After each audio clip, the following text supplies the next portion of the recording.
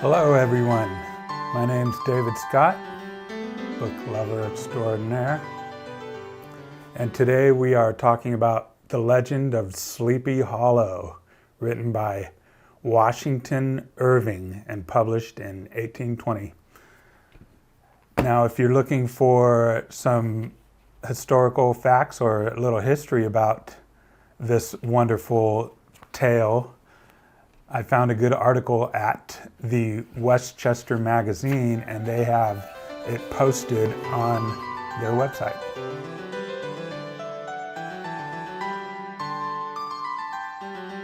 So the form of this story is very interesting because it comes off like it's in the form of the oral tradition, only it's written down. That's what makes this tale such an inspiration and a joy to read, because it follows in that tradition that came long before publishing and writing and all that kind of thing. Before there was publishing, everything was told orally, as the Greeks did and in Rome, and that's how we learned from our ancestors. And that's what Washington Irving has done. It's known that he loved tales and legends, and he traveled around the world and he collected these. So what's happening is that we have the semblance of the oral tradition mixed with prose writing. The literal form of this book is that it's 3/4 of the way telling, because that's what happens in the oral tradition. You're telling people. In the very last quarter of the book, we have an incident where we're being shown what happens, and there's no chapters to it. So it's really, this is a unique, very unique species of literature. What enhances this narrative is the descriptive effort that Irving puts into the writing. The oral tradition mixed with the creative writer's tool of describing things.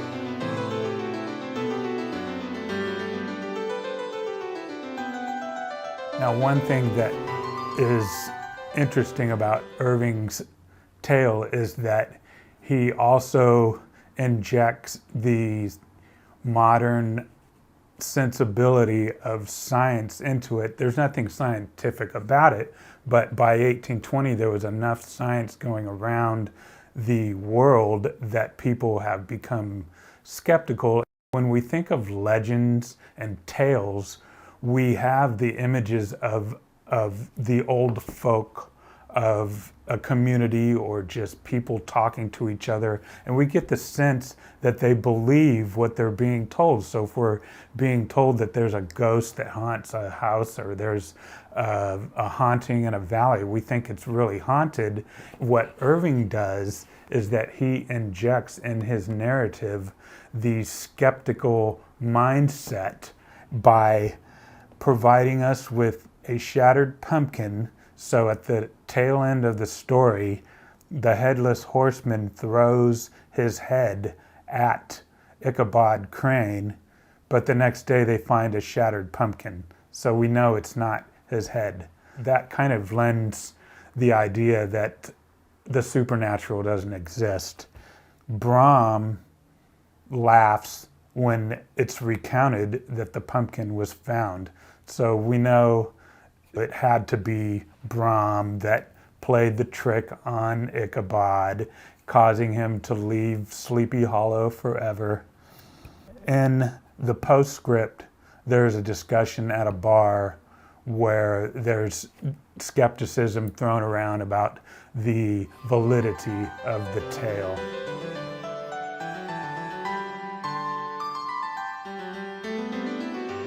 On display in Sleepy Hollow is a vision of farm life wealth. It is incredible. It catches the eye of Ichabod Crane in very noticeable ways. He looks on it as something to capitalize on, and because it is so rich in nature and it gives us insight into life on a farm during the Revolutionary period, and it is filled with all kinds of connotations of family and tradition, food and cooking, and just the way everything that would have been needed to prepare all that food and a way of life. The list that Irving creates to describe this wealth is perfectly incredible, and it's a testament to his creative ability, and part of why the narrative stands out so much, because it's written so intricately with description.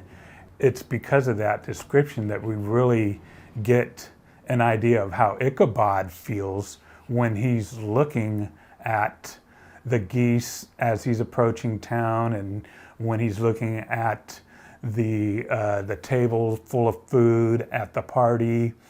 He is feasting his mind with ideas about how he's going to capitalize on all that wealth.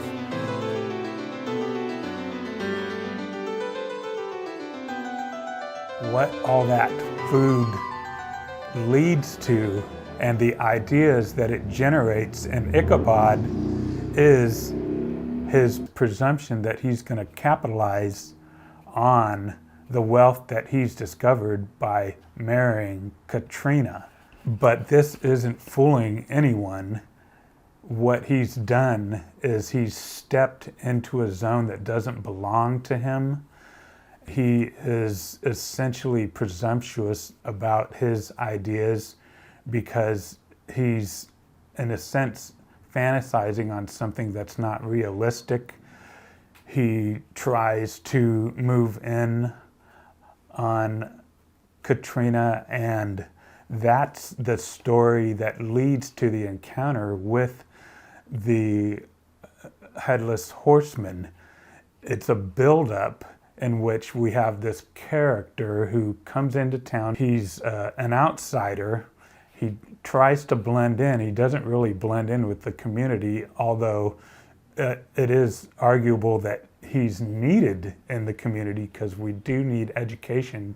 But he's an outsider, and he tries to move in on the locals and capitalize and sort of take control of his life by tapping into wealth, and by doing so he's insults everyone around him, especially Katrina and Brom, who are already seeing each other.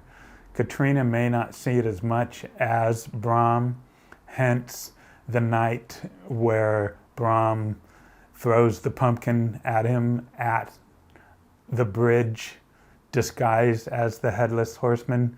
It's kind of neat how they make the story work to their advantage, along with any other kind of superstition. You could probably use it as a tool to deal with people through superstition.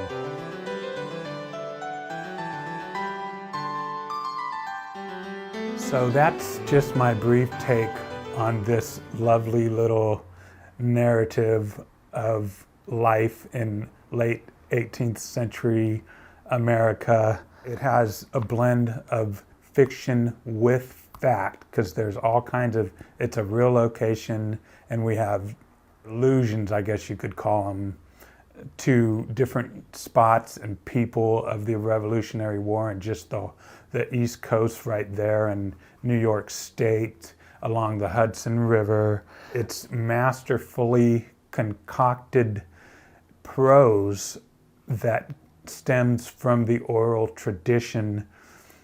The two fuse together to really lay the groundwork for the short story in some ways. I would argue that Poe would probably, if he didn't read it, he would definitely agree with it, because it falls into the category that Poe describes as having every word, no less, no more, that participates in what's needed to tell the story.